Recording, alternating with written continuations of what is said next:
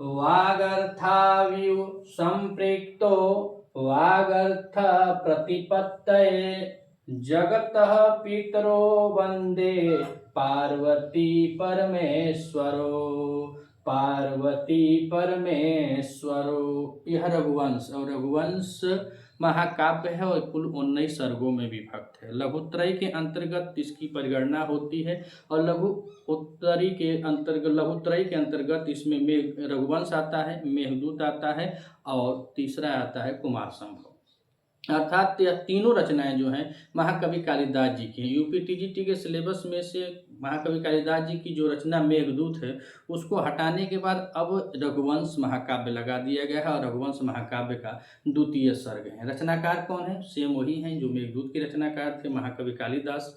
और इसकी विधा, पहले मेघदूत की जो विधा थी वो खंड काव्य थी, लेकिन इसकी विधा जो है यह महाकाव्य है। और महाकाव्य और इसका रचना काल अगर देखा जाए तो ईसा पूर्व प्रथम शताब्दी के चतुर्थ शताब्दी के मध्य माना जाता है। और इसमें कुल 19 सर्ग हैं। जो रघुवंश महाकाव्य है इसमें कुल 19 सर्ग हैं और इसमें प्रथम राजा अगर देखा जाए तो प्रथम जो मनु थे, मनु से लेकर के अग्निवर तक अगर गणना किया जाए तो कुल 31 राजाओं का वर्णन मिलता है। लेकिन राजा दिलीप से लेकर के अग्निवर तक की गणना की जाए तो 29, अर्थात ये हम कह सकते हैं कि 29 से 31 राजाओं का इस महाकाव्य में वर्णन मिलता है। तो महाकवि कालिदास जी आप यहाँ पे नमस्कारात्मक मंगलाचरण है। मंगलाचरण कैसा है? तो नमस्कारात्मक है, नमस्कारात्मक मंगलाचरण है और नमस्कार करते हुए कह रहे हैं कि वाग अर्थाविव संपृक्तो, वाग माने वाग और उसके बाद कह रहे हैं अर्थ, वाक अर्थ प्लस यू ऐसे बता रहे हैं। तो वाक अर्थ और यू, वाक माने जो होता है वो वाणी होता है और अर्थ माने अर्थ, यू माने उपमा। आप जानते हैं कि उपमा के लिए महान है, उपमा सम्राट भी कहे जाते हैं। तो कह रहे हैं कि वाग अर्थ यू संपृक्तो, संपृक्तो मतलब मिश्रित, एक दूसरे से जुड़ाव होना, एक दूसरे से इतना वो सटे हुए हैं जैसे वाणी का कोई महत्व नहीं होता है अर्थ के बिना और अर्थ का भी कोई महत्व नहीं होता है वाणी के बिना। अगर हम किसी वाणी को कह रहे हैं, किसी अर्थ को प्रकट कर रहे हैं तो हमको कुछ वाणी बोलना पड़ेगा। वह कैसी वाणी हो? निरर्थक न सार्थक हो। और देखिए वाणी बोलने में कोई भी अर्थ लगाए तो सार्थक निरर्थक अर्थ तो निश्चित रूप से निकलेगा। उसी प्रकार किसी अर्थ को व्यक्त करने के लिए वाणी का प्रयोग होता है। ठीक उसी प्रकार से कह रहे हैं कवि जी कि वाग अर्थ यू, अर्थात जो वाणी रूपी जो अर्थ के समान, जो वाणी के साथ अर्थ की तरह संपृक्तो, हमेशा एक दूसरे से जुड़े रहते हैं, एक दूसरे से हमेशा जुड़े रहते हैं, एक दूसरे में हमेशा यह समझिए कि विलीन रहते हैं या समन्वय उनका अंतरात्मा से, वैसे हर तरह से समझिए कि एक देह, दो देह एक प्राण हो जाएगा ना, दो देह एक प्राण। तो उसी चीज को बता रहे हैं कि वाग अर्थ यू संपृक्तो, अतः वाणी और अर्थ के समान संपृक्त, अर्थात हमेशा एक दूसरे से जिनका समन्वय बना हो, एक दूसरे से जो अभिन्न न हो, अर्थात वो हमेशा जुड़वा यानी जुड़े जुड़े रहे। इस बारे में अब तुलना करें, यू, तुलना किए कि यू उसके बराबर, उपमा दे रहे कि उनके बराबर कौन है?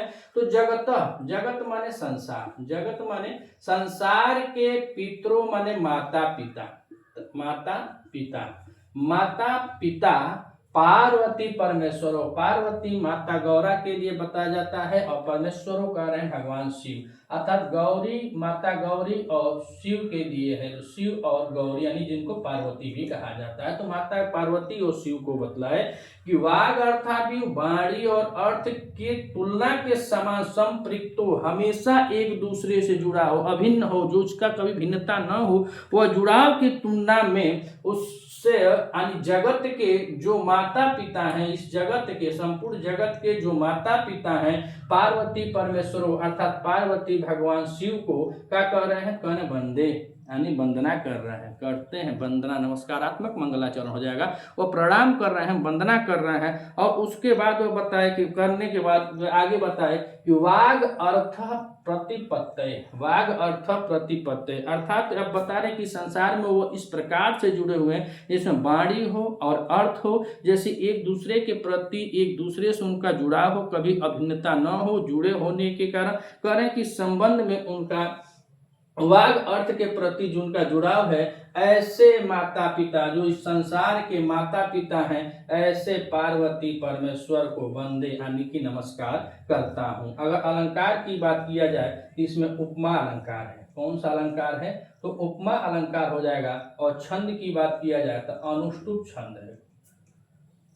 छंद कौन सी होती है? तो अनुष्टुप छंद होती है। अनुष्टुप छंद में यह मंगलाचरण निबद्ध है। तो वाग अर्थात जो वाणी के और अर्थ के समान है, यानी उसके समान संपृक्त हैं, हमेशा जुड़े हुए हैं, ऐसे वाग अर्थात प्रतिपत्ति यानी वाग वाणी और अर्थ के संपूर्ण जुड़ाव जिनका है, हमेशा एक दूसरे से अभिन्न है, कभी उनसे अलग नहीं हो पाए हैं, उनका जुड़ाव है, ऐसे वाणी रूपी ऐसे तुलनात्मक शब्दों से जो जगत के का है, माता पिता हैं, मैं पार्वती परमेश्वर अर्थात भगवान शिव और माता गौरा को यानी पार्वती जी को नमस्कार करता हूँ, प्रणाम करता हूँ। इतना करके ही वह मंगलाचरण से अपने काव्य को शुरू करते हैं। इसके नायक जो होते हैं वह अगर देखा जाए तो हर जैसे सर्ग हो रहा है वैसे वैसे सर्गों में अलग अलग नायक हैं, लेकिन बहुत पहले यानी सबसे पहले जिस राजा की बात होती है वह राजा होते हैं दिलीप। और दिलीप राजा होते हैं बहुत ही यशस्वी, यशोधना इत्यादि उनके बारे में बतलाया जाता है। और दिलीप के बाद रघु आते हैं और रघु इतने पराक्रमी राजा होते हैं कि उन्हीं के नाम पर इस महाकाव्य का नाम ही पड़ गया रघुवंशम। चूंकि इसका अगर देखा जाए उपजीव्य तो वाल्मीकि रामायण है। वाल्मीकि रामायण से कालिदास जी ने उसको लिया है और उस पर बहुत टीका भी लिखी गई है। जैसे उनको मल्लिनाथ जी हैं तो जो मल्लिनाथ संजीवनी टीका लिखे तो बताते हैं कि मैं बस इसको कालिदास को संजीवनी दे रहा हूँ। और कालिदास जी जब यहाँ पे रामायण से इस रघुवंश की रचना करते हैं तो अपने पूर्ववर्ती सूरवीरों पूर्ववर्ती कवियों को नमन करते हैं, कहते हैं मैंने कुछ किया नहीं है, बस वाल्मीकि जी की रचना को थोड़ा और निखार दिया है, थोड़ा और विस्तार कर दिया, इसीलिए विस्तार पूर्वक इसको बतलाया गया है। तो यह इसमें रघुवंश की यह सराहनीय कवि कालिदास जी की रचना है। फिर भी वह अपने आप को कुछ कहते नहीं हो, कहते हैं वाल्मीकि जी के द्वारा ही जो है उसी को मैं थोड़ा सा सवाल दिया हूँ, संजोत दिया हूँ। और इसके राजा जो होते हैं, पहली कहानी जब शुरू होती है तो पहले और दूसरे सर्ग में राजा दिलीप की कहानी से शुरू होती है। राजा दिलीप के बाद फिर आते हैं अगले राजा रघु, उसके बाद अज आते हैं और उसके बाद अज के बाद दशरथ, दशरथ के बाद अथा, ऐसे ही रघुवंशी राजागण आते हैं, कुल 29 आते हैं। और सभी जो नायक होते हैं इस रघुवंश महाकाव्य के सब धीरोदात्त कोटि के आते हैं। अगर इसका पहले सर्ग की बात किया जाए तो पहला सर्ग इसमें होता है वशिष्ठ आश्रम अभिगमन। जो रानी दिलीप और रानी दिलीप करें जो राजा दिलीप होते हैं और रानी सुदक्षिणा होती हैं, इन लोगों को पुत्र प्राप्ति की इच्छा से यह वशिष्ठ के आश्रम में प्रवेश करते हैं। फिर वशिष्ठ के द्वारा बतलाया जाता है कि तुम जाओ और गौ की सेवा करो, चूंकि यह मेडिकली फिट हैं, इनको कोई दिक्कत नहीं है। किसको? सुदक्षिणा जी को। सुदक्षिणा जी को कोई दिक्कत नहीं, लेकिन कुछ ऐसे मतलब प्रकोप उनके ऊपर है कि भगवान उन्हें कोई वंश नहीं दे रहे हैं, इसीलिए राजा रानी दोनों पीड़ित होते हैं और अपने गुरु वशिष्ठ के यहाँ जाते हैं। तो पहला सर्ग का नाम ही वशिष्ठ आश्रम अभिगमन पड़ता है, जिसमें कुल 95 श्लोक हैं।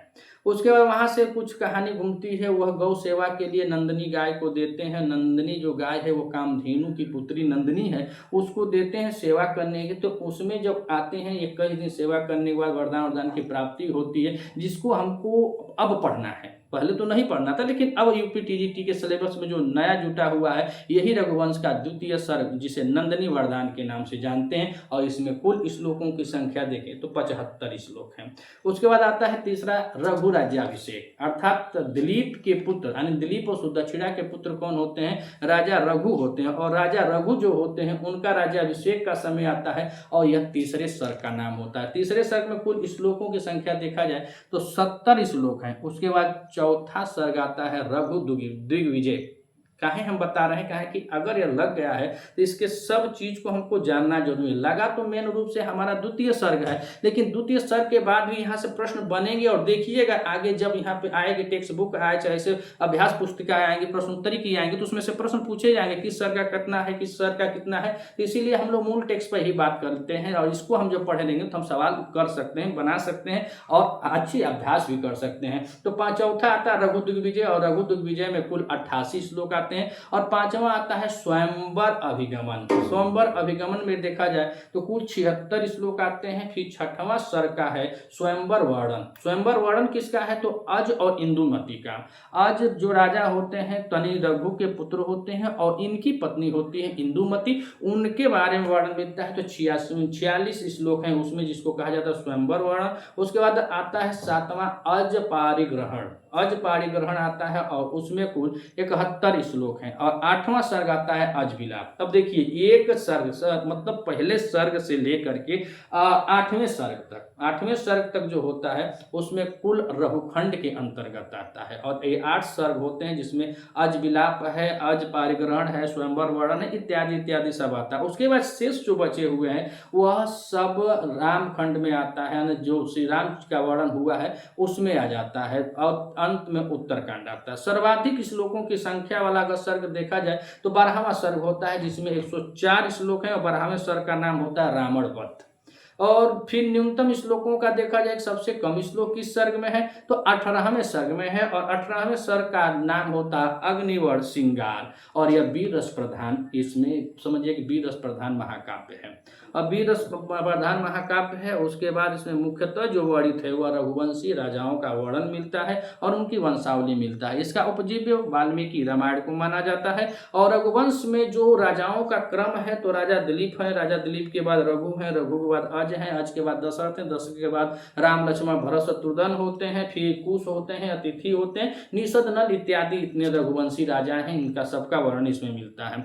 मुख्य रूप से हमें देखना है क्या नंदिनी वरदान। और नंदिनी वरदान ये द्वितीय सर्ग है। इसके नायक दिलीप होते हैं और धीरोदात्त कोटि के होते हैं। चूंकि नायक जो होते हैं 4 कोटि में आते हैं, धीरोदत्त होते हैं, धीरोदात्त होते हैं, धीर ललित होते हैं, धीर प्रशांत होते हैं। लेकिन रघुवंश के जितने भी अच्छे कुल के जो नायक होते हैं, अच्छे कोटि के नायक होते हैं, वह सब धीरोदात्त कोटि में आते हैं। और इसकी नायिका होती हैं सुदक्षिणा। सुदक्षिणा जी होती हैं, यह भी स्वकीय नायिका होती हैं। और इससे सर्ग में कुल 75 श्लोक हैं। इस सर्ग में कितने हैं 75 श्लोक हैं। और यह वीर रस प्रधान सर्ग माना जाएगा। शांत और भक्ति रस का यह सहायक रस इसमें जुटा हुआ है। किसमें द्वितीय सर्ग में। और छंद की बात करें तो इसमें उपजाति छंद मुख्य रूप से है। द्वितीय सर्ग जिसका हमको वाचन करना है तो उसमें मुख्य रूप से कौन सी है उपजाति है। उपजाति छंद जो होती है वह इंद्रवज्रा और उपेंद्र वज्रा की मिश्रित छंद होती है। तो उपजाति में ज्यादा श्लोक है। उसके बाद जो है अंत में चल के मालिनी छंद, जैसे किरातार्जुनीय में जुटा था कि अंत में जो प्रथम सर्ग का अंतिम श्लोक था तो मालिनी छंद में था। इसी तरह यह भी है रघुवंश का जो अंतिम श्लोक है, अंतिम श्लोक में मालिनी छंद प्राप्त होती है। अलंकार की बात करें तो यह उपमा प्रधान अलंकार है। और उत्प्रेक्षा और अर्थांतरास भी इसमें है, यानी कि द्वितीय सर्ग की बात करते हैं। और यहाँ पे हम लोग देखें तो लमसम हमने बहुत अच्छा चर्चा कर लिया रघुवंश महाकाव्य पे। और यह इसका जो मंगलाचरण है उसमें अनुष्टुप छंद है।